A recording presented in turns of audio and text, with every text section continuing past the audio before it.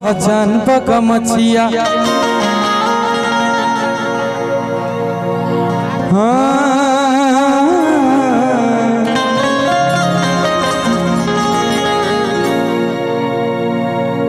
UP Bihar के गुमान पका मछिया।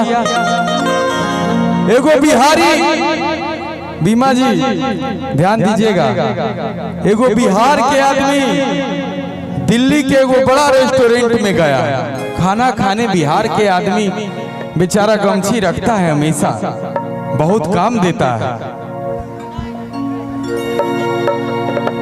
ऐसे रखा जा रहा था, रुको, हेलो, रोक दिया गमछी वाले, रुको। रेस्टोरेंट में एंट्री नहीं है गमछी लेकर के।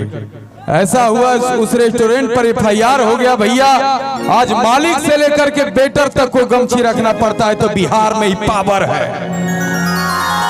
एक बिहारी 100 पे भारी, ऐसे कोई खड़ा रह सकता है हो?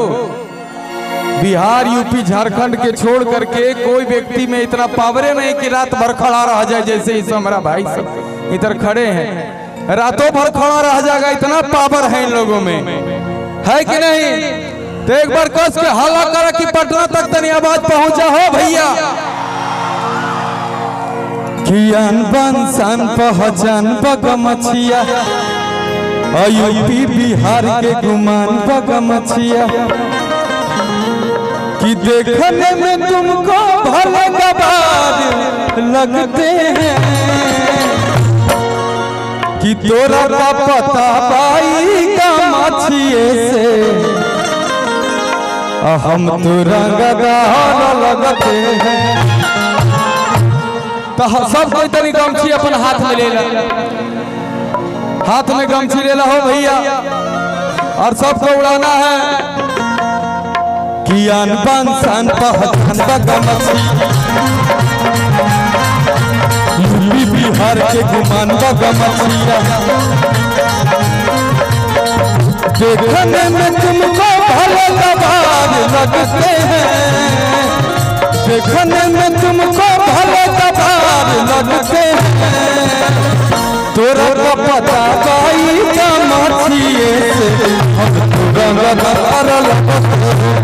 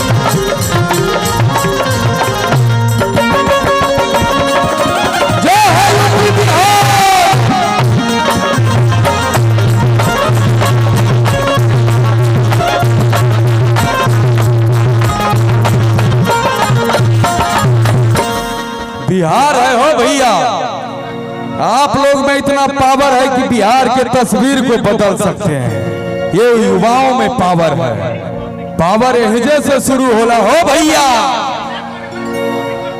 कि सारा हिंदुस्तान बसता मेरे बिहार में। अब बिहारी जहां भी जाता है बेचारा भोला होता है। बिहार के आदमी हो बड़ा प्यार से सलूक करता है। लोग भले बाहर में बिहारी मजदूरों के साथ गलत करते हैं, दुर्व्यवहार करते हैं, मारपीट करते हैं, लेकिन बिहारी जहां भी जाता है दिल से प्यार करता है, दिल से काम करता है। अगर बिहार यूपी झारखंड के लोग पूरे देश में काम करना छोड़ दे तो सारी फैक्ट्रियां बंद हो जाएगी। इतना ताकत है बिहार में, क्या बात है। बिहारी ने चलावता और रिक्शा चलावे मिले दिल्ली में, चाहे कोनो बड़ा पोस्ट पे मिले, हरियाणा में कहीं भी, सब बिहार का आदमी है, यूपी का आदमी है, झारखंड का आदमी। जी भैया, कहते हैं कि विश्व का ऐसा कोई कोना नहीं जहां बिहारियों का आना जाना नहीं। क्या बात है। जय हो बिहार।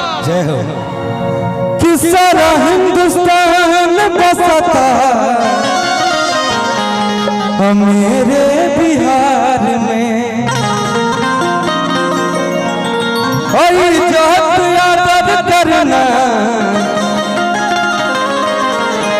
मेरे संस्कार में। क्योंकि हम लोग का आदत है ना, हो बड़े लोग मिलते हैं पैर छू के प्रणाम करते हैं। आजकल तो लोग मिलत आई से एने से आवत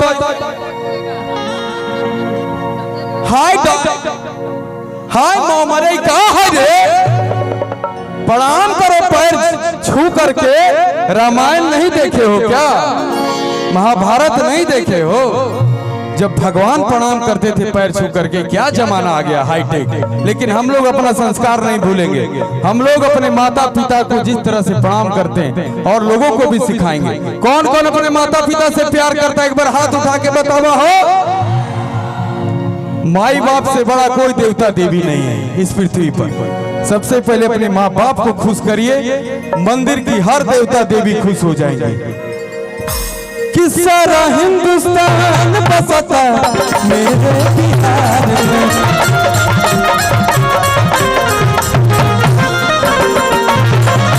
इज्जत याद करना मेरे संस्कार।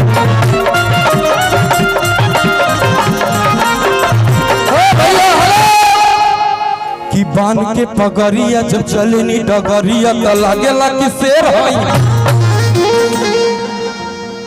अरे मानो मेरा बात पूछो या औकात नहीं, हम नहीं है किसी से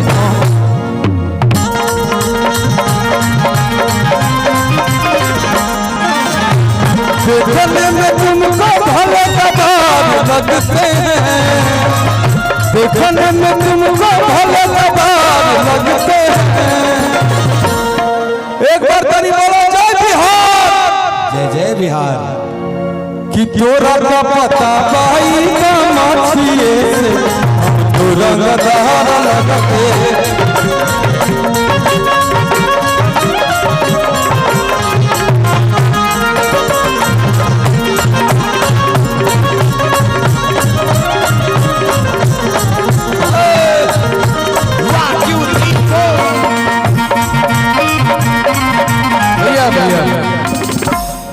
आओ रे पगली, सब आओ ऑन द स्टेज। जितना पगली है सब आओ।